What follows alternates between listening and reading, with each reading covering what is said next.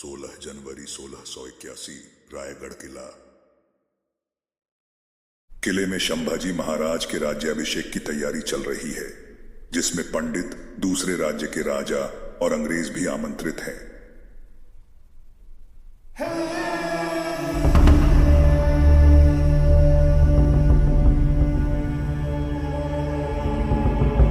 संभाजी ने अपने पिता छत्रपति शिवाजी महाराज की मृत्यु के बाद 1681 में छत्रपति का सिंहासन संभालना शुरू किया।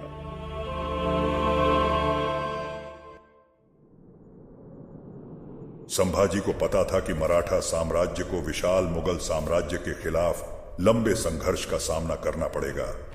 इसलिए उन्होंने औरंगजेब के दक्कन आगमन से पहले मराठा खजाने को भरने का निश्चय किया। साथ ही वह औरंगजेब पर पहली जीत हासिल कर एक मानसिक बढ़त प्राप्त करना चाहते थे। इस प्रकार छत्रपति संभाजी का पहला सैन्य अभियान उनके पिता के ही अंदाज में शुरू हुआ। उन्होंने बुरहानपुर पर हमला करने का निर्णय लिया।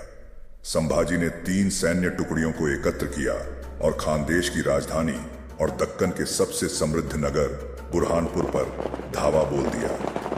पहली टुकड़ी 15,000 मराठा घुड़सवारों की सेना के साथ सरलश्कर हम्बीर राव मोहिते बुरहानपुर के पास के जंगलों में पहुंचे।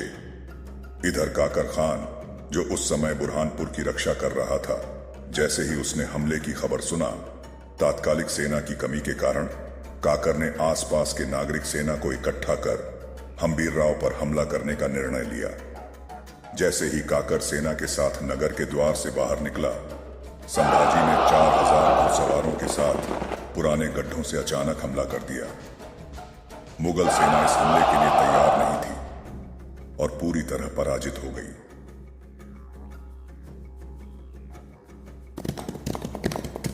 फिर संभाजी ने 200 से 300 सैनिकों को मुख्य द्वार की सुरक्षा में छोड़ दिया और बुरहानपुर के सबसे समृद्ध इलाके बहादुरपुरा की ओर बढ़े। उन्होंने व्यापारियों के घरों को लूटना शुरू कर दिया, जिनका स्थान पहले से ही उनके जासूसों द्वारा चिह्नित था। जल्द ही हम्बीर राव की सेना भी संभाजी के साथ मिल गई और मराठा सेना ने पूरे शहर को लूटना शुरू कर दिया।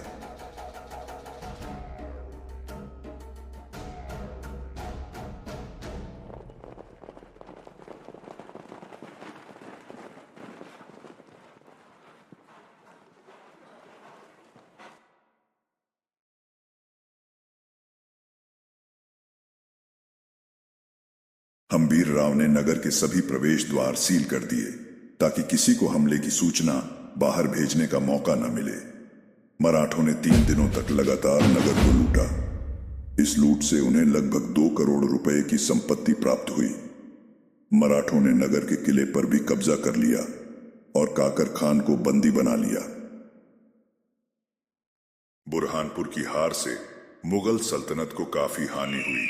इस हार के बाद औरंगजेब ने दिल्ली छोड़कर तात्कालिक दक्षिण भारत में डेरा डाल दिया और कसम खाई कि जब तब वह संभाजी महाराज और मराठा साम्राज्य को खत्म नहीं कर देता, वो वापस दिल्ली नहीं जाएगा। उसने अपने सेनापति को आदेश दिया कि किसी भी कीमत पर संभाजी को पकड़कर उसके सामने पेश किया जाए।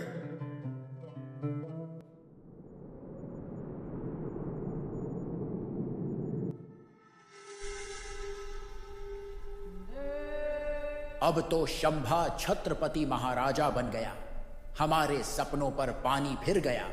अब राजा राम को राजा बनाने का सपना ही रह गया।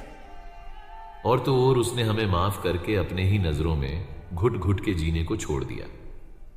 बड़े युद्ध तलवारों से नहीं, चालों से जीते जाते हैं और मेरी इस बार की चाल संभाजी के किले की नींव हिला देगी। राजा तो हमारा राजा राम ही बनेगा। सुना है दक्कन में नए मेहमान आए हैं, शहजादे अकबर। अगर वो औरंगजेब का बेटा अकबर हमारे साथ मिल जाएं, तो फिर संभाजी को हराना मुश्किल नहीं है। जिसके बाद सोयराबाई अपने सहयोगी मंत्रियों के साथ मिलकर औरंगजेब के बेटे अकबर को एक गुप्त संदेश भेजती है, जिसमें लिखा था, शहजादे अकबर, तुम्हारे पिता औरंग तुम्हें मिटाना चाहता है और उनसे सिर्फ हम मराठा ही बचा सकते हैं। पर यह काम सांभा महाराज हरगिज नहीं करेंगे। अगर आप हमारी मदद करें शंभा को गद्दी से हटाने का, तो हम और आप पूरे दक्कन पर हमेशा राज करते रहेंगे। यह वही अकबर हैं जिसने अपने पिता औरंगजेब की नीतियों के विरुद्ध बगावत कर दी थी और दक्कन भाग आया। फिलहाल उसे एक शक्तिशाली सहयोगी की आवश्यकता थी और सोयराबाई को भी एक मोहरा चाहिए था। इस संदेश के जरिए किस्मत ने उसे एक उम्मीद दी, क्योंकि अकबर जानता था कि बिना किसी मजबूत साथी और बड़ी सेना के वह औरंगजेब से युद्ध नहीं जीत सकता।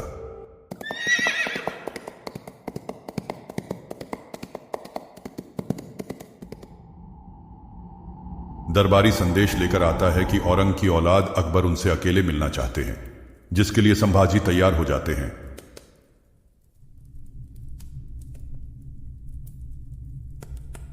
अकबर संभाजी महाराज को सोयराबाई के द्वारा षड्यंत्र में भेजे गए पत्र के बारे में सब बता देता है। जैसे ही संभाजी को इस साजिश के बारे में पता चला, तो उन्होंने अपने गुप्तचरों को सक्रिय किया। धीरे धीरे सारी सच्चाई उजागर होने के बाद संभाजी ने इस षड्यंत्र में शामिल कई मंत्रियों और सरदारों को कड़ी सजा देने का फैसला किया।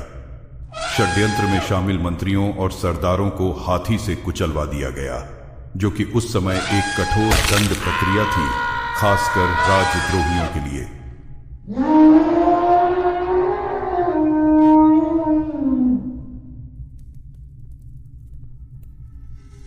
मेरी हर चाल तो नाकाम हो ही गई, साथ में किसी को मुंह दिखाने लायक भी नहीं रही।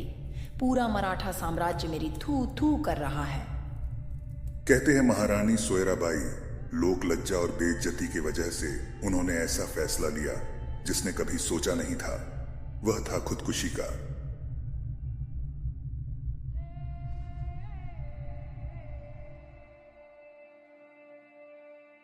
राजमाता सोयराबाई की मृत्यु के बाद संभाजी महाराज ने अपने शासनकाल में कई महत्वपूर्ण सैन्य और प्रशासनिक सुधार किए, जिससे मराठा साम्राज्य और अधिक शक्तिशाली हुआ। उनकी नीतियां शिवाजी महाराज की रणनीतियों पर आधारित थीं, लेकिन उन्होंने अपनी परिस्थितियों के अनुसार नई योजनाएं और सुधार भी लागू किए। संभाजी महाराज के समय मराठा साम्राज्य को कई दुश्मनों से एक साथ लड़ना पड़ रहा था, मुगल, पुर्तगाली, सिद्दी और अंग्रेज।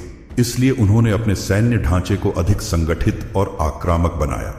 शिवाजी महाराज की छापामार रणनीति को संभाजी ने और उन्नत बनाया। सैनिकों को जंगलों, पहाड़ों और किलों में रहकर दुश्मनों पर अचानक हमला करने का प्रशिक्षण दिया। इन सारी रणनीति का इस्तेमाल उन्होंने मुगलों, सिद्दियों और पुर्तगालियों के खिलाफ बखूबी किया। पुर्तगाली और सिद्दी लगातार समुद्री इलाकों में मराठों को चुनौती दे रहे थे। ये देखते हुए संभाजी महाराज ने मराठा नौसेना को भी मजबूत किया और कोंकण व गोवा के तटों पर अपनी पकड़ बनाई। सरदार कान्होजी आंग्रे को मराठा नौसेना की जिम्मेदारी दी गई, जिससे मुगलों और पुर्तगालियों के जहाजों को रोकने में मदद मिली।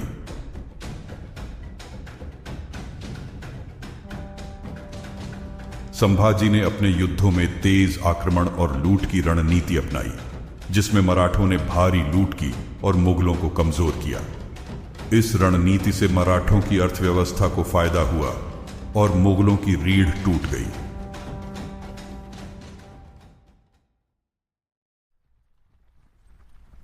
संभाजी ने घुड़सवार सेना की संख्या बढ़ाई और उन्हें बेहतर हथियारों से लैस किया।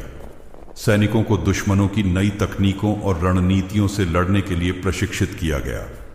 धीरे धीरे संभाजी ने राज्य की सारी शक्तियां अपने नियंत्रण में रखी, ताकि गद्दारी की घटनाएं दोबारा न हों।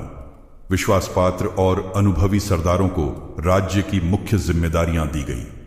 मुगलों के खिलाफ युद्ध के लिए धन की जरूरत थी, इसलिए राजस्व वसूली प्रणाली को मजबूत किया गया।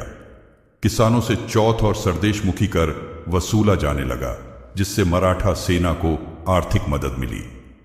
संभाजी महाराज ने अंग्रेजों, पुर्तगालियों और डच व्यापारियों से संबंध बनाए रखने की नीति अपनाई। उन्होंने अंग्रेजों के साथ सीधा युद्ध नहीं किया, लेकिन उन्हें मराठा हितों के खिलाफ काम करने से रोका। समय था 1683 का, जब गोवा की धरती पर एक नया सूरज उगने वाला था। पश्चिमी तट पर बढ़ते यूरोपीय प्रभाव को रोकना जरूरी था। संभाजी महाराज जानते थे कि यदि पुर्तगालियों को यहीं न रोका गया तो वे मराठा साम्राज्य के लिए एक बड़ा खतरा बन सकते थे, और इस खतरे को मिटाने के लिए उन्होंने लिया एक बड़ा निर्णय, गोवा पर आक्रमण।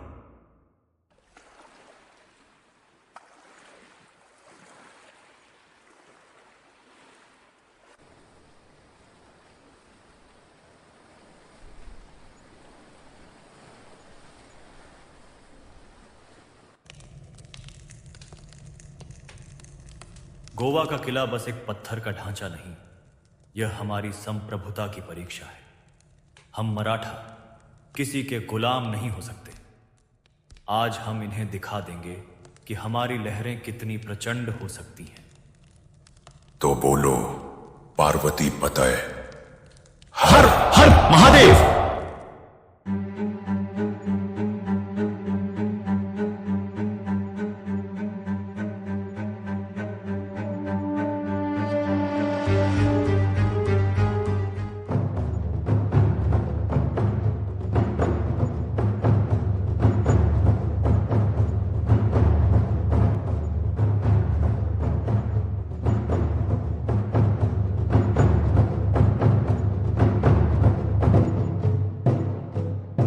यह युद्ध मराठा पूरी तरह से जीत में नहीं बदल सके, क्योंकि पुर्तगालियों ने अंग्रेजों और मुगलों से मदद मांगी। जब औरंगजेब को पता चला कि मराठा सेना गोवा पर हमला कर रही है, तो उसने अपने एक बड़े सेनापति खानजहां बहादुर को मराठों के खिलाफ भेजा। जैसे ही खबर मिली कि एक विशाल मुगल सेना दक्षिण की ओर बढ़ रही है, तो संभाजी को रणनीतिक रूप से पीछे हटना पड़ा। उन्होंने यह फैसला इसलिए लिया क्योंकि मुगलों से सीधा टकराव उस समय जोखिम भरा हो सकता था।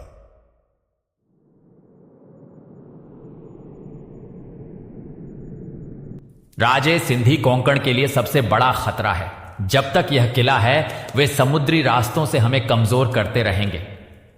कोई भी किला अभेद्य नहीं होता, बस सही वार करना होता है। यह लड़ाई केवल जंजीरा की नहीं, यह मराठा गौरव की लड़ाई है।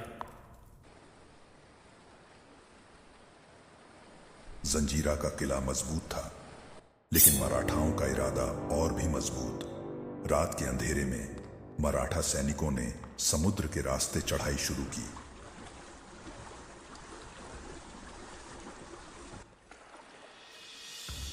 पर दुश्मन पहले से तैयार थे। मराठा सैनिक किले पर चढ़ने की कोशिश कर रहे हैं, लेकिन सिंधियों की जबरदस्त जवाबी कार्रवाई से संघर्ष और भी कठिन हो जाता है।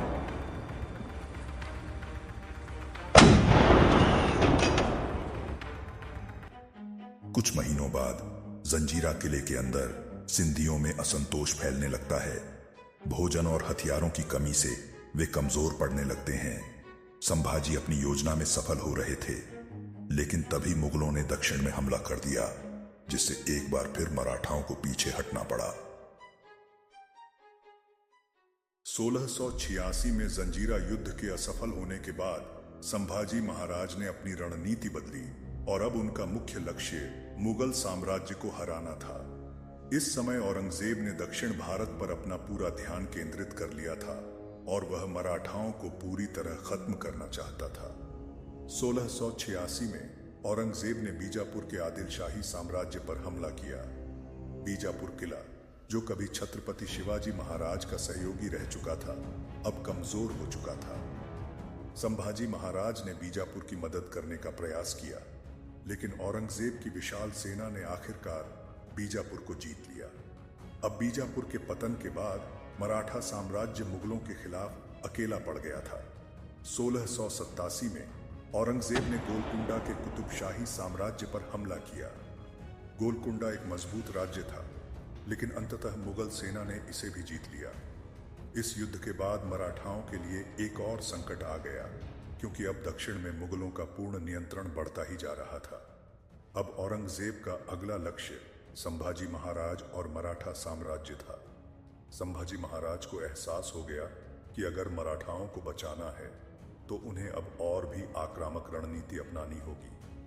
1687 में संभाजी महाराज ने मुगलों की बढ़ती शक्ति को कमजोर करने के लिए विदर्भ के कई ठिकानों पर हमला करने की योजना बनाई। उन्होंने अपने सेनापतियों को अलग अलग दिशाओं में भेजा ताकि मुगल सेना को विभाजित किया जा सके। रायगढ़ से सेना निकलकर पहले चांदा की ओर बढ़ी, फिर आगे जाकर अमरावती और वर्धा में हमला किया। मराठा सैनिकों ने तेजी से हमले किए और कई मुगल चौकियों को नष्ट कर दिया। 1688 के समय में बुरली घाट विदर्भ के प्रमुख मार्गों में से एक था, जहां से मुगलों को दक्षिण भारत में सैन्य सहायता मिलती थी। संभाजी महाराज ने अपनी गुरिल्ला युद्ध नीति का उपयोग करते हुए मुगल सेना पर अचानक हमला किया। मराठाओं ने रात में हमले किए, मुगल शिविरों में आग लगाई और कई मुगल अधिकारियों को मार गिराया। मुगलों की सेना ने संभाजी को रोकने की कोशिश की, लेकिन मराठाओं की तेज रणनीति के आगे वे विफल हो गए। संभाजी महाराज की सेना ने बुरली घाट के आसपास के कई छोटे किलों पर कब्जा कर लिया। यह लड़ाई मराठाओं के लिए एक बड़ी जीत थी, क्योंकि इससे मुगलों की दक्षिण भारत में पकड़ कमजोर हो गई। इसी दौरान मुगल सेनापति मकरंद पंडे और हामिदुद्दीन खान ने संभाजी को पकड़ने के लिए कई बार अभियान चलाया, लेकिन संभाजी महाराज ने अपने तेज दिमाग और गुरिल्ला युद्ध नीति से हर बार मुगलों को चकमा दे दिया। वह बार बार अपने ठिकाने बदलते रहे और कभी पहाड़ों में, कभी जंगलों में रहकर युद्ध करते रहे। मुगल सेना भारी संख्या में थी, लेकिन वे मराठाओं के गुरिल्ला हमलों से कमजोर हो गए। मराठा घुड़सवार सेना ने मुगल शिविरों पर बार बार हमले किए और उनकी रसद आपूर्ति को बाधित कर दिया। इसके कारण मुगलों की युद्ध नीति असफल होती गई और वे विदर्भ में कोई बड़ी जीत हासिल नहीं कर पाए। विदर्भ की हार के बाद औरंगजेब ने अपने सबसे भरोसेमंद सेनापति मुकर्रब खान और नवाब नसरुल्लाह खान को एक गुप्त अभियान पर भेजा। संभाजी महाराज को धोखे से पकड़ने की योजना बनाई गई। औरंगजेब ने मुगल शासन के अंतर्गत आने वाले राज्यों को आदेश दिया कि वे मराठाओं को किसी भी तरह कमजोर करें। उसने अपने गुप्तचरों को मराठा साम्राज्य में भेजा ताकि वे संभाजी महाराज के ठिकाने की जानकारी जुटा सकें। लेकिन संभाजी की किस्मत में तो आस्तीन का सांप उनके ही घर में है। वह दोनों संगमेश्वर में मौजूद है। मौका देखकर मैं तुम्हें सूचना भेज दूंगा।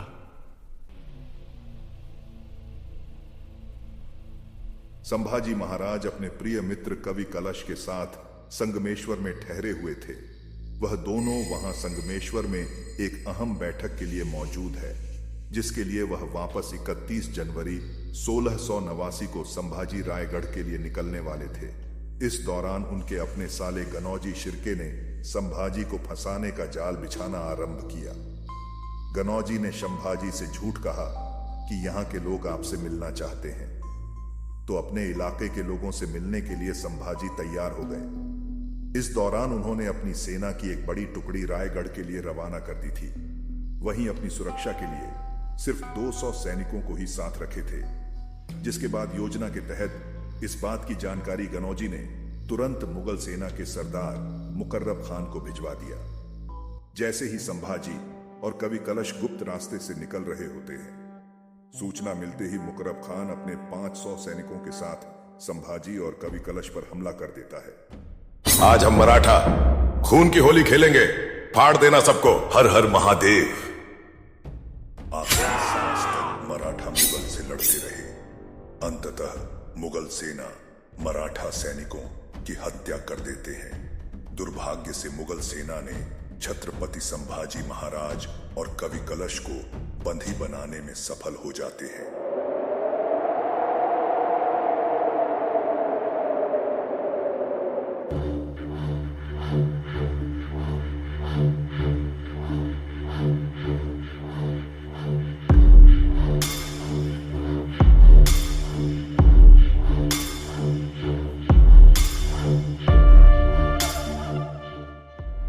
सबसे पहले इनके कपड़ों को फाड़कर नंगा धूप में खड़ा करो।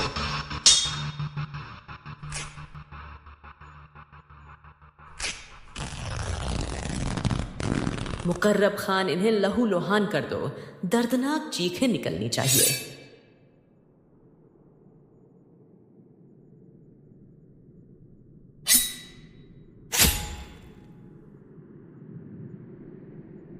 क्या तुझे दर्द नहीं होता? इसके साथी की जान ले लो। देखते हैं कैसे नहीं चीखेगा।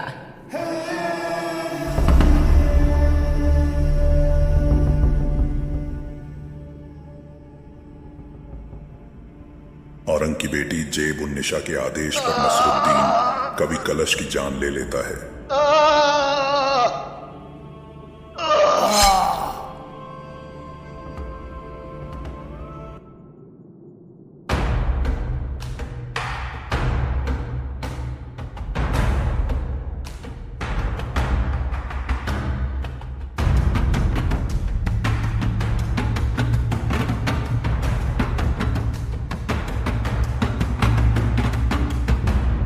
आखिरकार मेरी सालों की दुआ मुकम्मल हुई।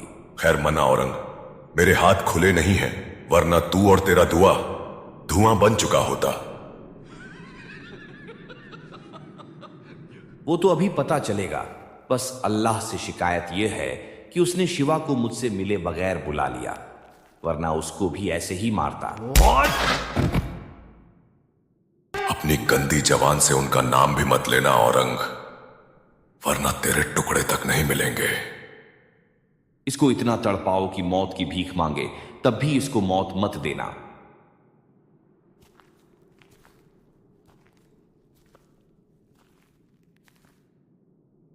नसरुद्दीन खान, इसके उंगलियों से एक एक करके सारे नाखून खींच लो।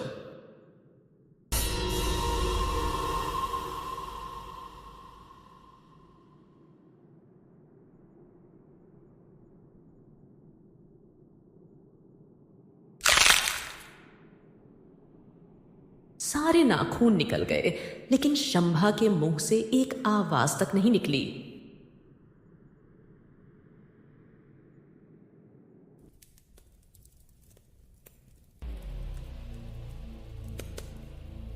पांच दिन से उसको जानवरों की तरह दर्द दिया जा रहा है, पर एक आवाज तक उसने नहीं निकाली। औरंगजेब ने उसकी चीखें सुनने के लिए मुकर्रब खान को शंभाजी की आंखें फोड़ने का आदेश दिया।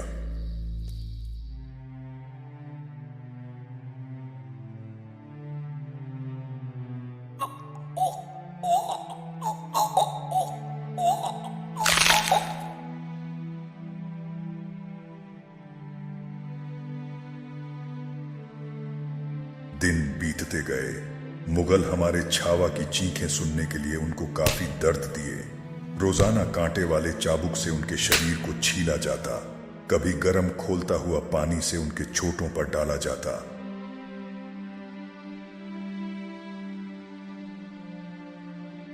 पत्थरों से उनके शरीर पर मारा जाता। दरिंदगी की सारी हदें मुगलों ने पार कर ली थी।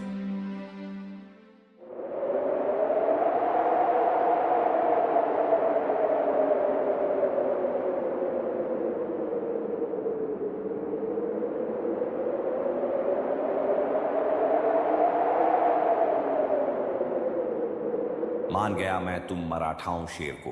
बहुत हिम्मत होती है तुम सब में। हार गया ये आलमगीर शंभा के सामने। तुम जीते कब थे? ये सब छोड़ो संभा, सुलह कर लो, मैं तुम्हें छोड़ दूंगा। बस शर्त यह है तुम इस्लाम कबूल कर लो, हमारी तरफ आ जाओ।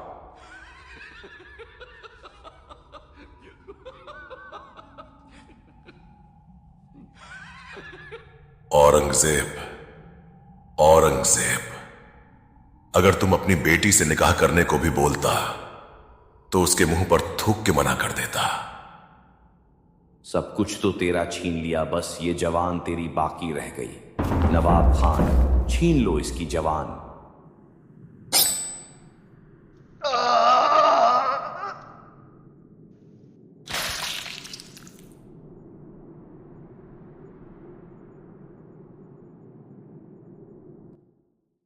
आखिरकार 39 दिन तक औरंगजेब का घमंड तोड़ने के बाद 11 मार्च 1689 को शंभाजी महाराज मां भवानी को प्राप्त हो गए।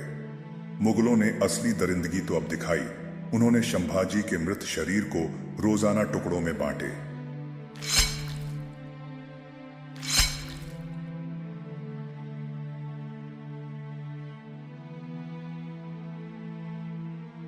मन नहीं भरा तो उनका सिर धड़ से अलग करके पूरे शहर में घुमाया। अंत में उनके शव के टुकड़े को नदी में फेंक दिया। लेकिन पास के ग्राम वासियों ने महाराज के शरीर को एकत्रित करके उनका अंतिम संस्कार किया।